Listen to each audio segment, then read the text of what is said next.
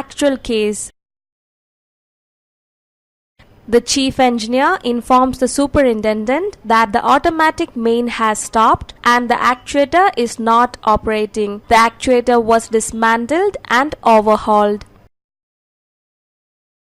After removing the O-rings of the actuator, its movement was tried out in the workshop and found satisfactory. The time lost in overhauling was 5 hours. The actuator was fitted back on the air start valve and tried out again. Air pressure for operating the actuator was not sufficient.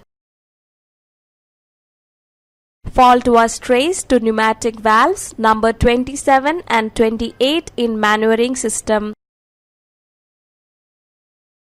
Valve number 27 was renewed and valve number 28 was overhauled but was not performing satisfactorily. There was no spare valve for valve number 28. The superintendent was contacted to arrange for a new valve 28. The superintendent arranged for a service engineer who arrives with a new valve 36 hours later. The service engineer replaced the valve 28 as per chief engineer's advice. The main engine was tried out from all 3 locations in the presence of class surveyor and post state control inspector and was found working satisfactory.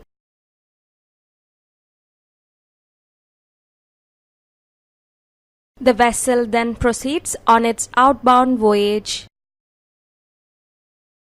The total expense incurred from the time the vessel retained till it resumes the passage was $73,575.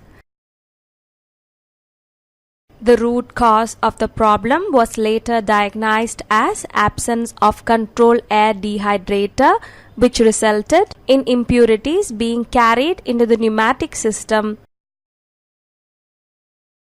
The same problem had occurred 8 months earlier, but the office took no remedial action.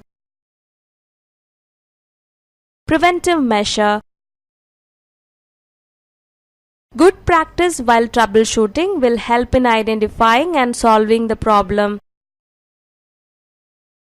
However, only a complete analysis of all control inputs and outputs can help the superintendent to identify the root cause.